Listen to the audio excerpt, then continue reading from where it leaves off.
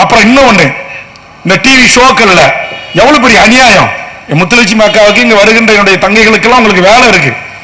உங்ககிட்ட விளக்குமாறும் தொடப்பு இருக்குன்னா எடுத்துக்கிட்டு போங்க.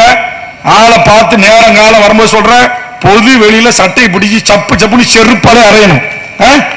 நிகழ்ச்சி நடத்துறவன நீ ரெடியா, நான் ரெடி, பாட்டுக்கு பாட்டு, கண்ட கசமானம், சீரியல், பல தொலைக்காட்சிகள்லாம் இருக்கு.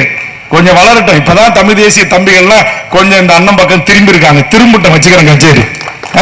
கண்ட கர்மாந்தம், இவன் பொண்டாட்டி அவன் இட்டு முட்டான், அவன் பொண்டாட்டி இவன் இட்டு முட்டான், அண்ணன் பொண்டாட்டி இவன் விட்டு முட்டான். இதாண்டா உங்களுக்கு சீரியல்.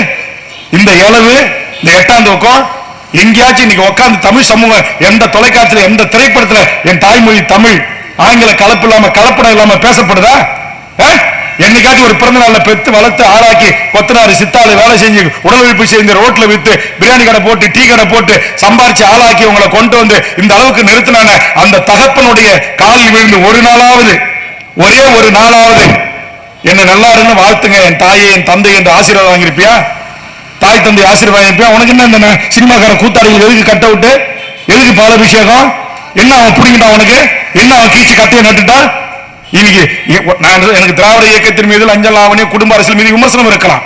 இந்த நாட்டில் 2 திமுக அதிமுக போட்டி கொண்டு இந்த நாட்டிலே பல்வேறு லஞ்ச லாவணி நடவடிக்கையில் ஈடுபட்டதான குற்றச்சாட்டுகள் இருக்கலாம், விசாரணை ஆணையங்கள் இருக்கலாம்.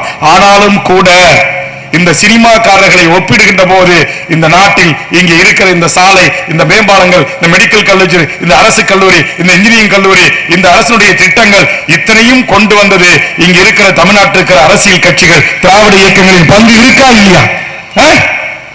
இவன் செய்யற இந்த அநியாய அக்கிரமத்தை தட்டி கேட்கணும். இவன் செய்யற ஈசிஆர்ல கூத்தடிக்கிறான்.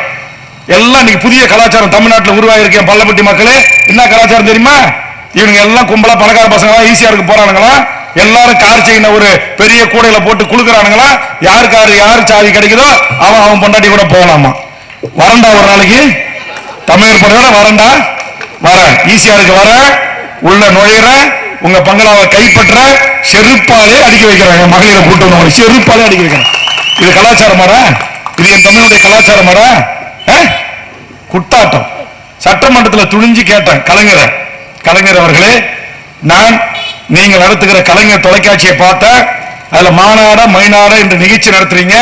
ஒரு முறைக்கு பல முறை பார்த்த, திரும்ப பார்த்த, அதுல எங்கேயும் ஒரு மானிங்கானா ஒரு மயிலிங்கானா அப்படின்னு சொல்லிட்டு ஒரு வார்த்தையை சொன்னேன். என் சகோதரி இருக்காங்க, நான் சொல்லக்கூடாது. நம்பிதா தான் ஆடிக்கிட்டு இருக்கிறான்னு அரையும் முறையுமா. கலைஞர் அப்படியே ஒரு மாதிரி ஸ்டன் ஆயிட்டார். உடனே அவருக்கு தான் தெரியுமா ஆளை போட்டு விடுவார்ல. உடனே எனக்கு ஜோடிக்கு பக்கத்துல துரைமுருகனை பார்த்தாரு. என் பங்காளி வீரபாண்டி சிங்கம் இல்லையா, அது ஒன்னும் சொல்லல, அது அமைதியா இருந்துச்சு.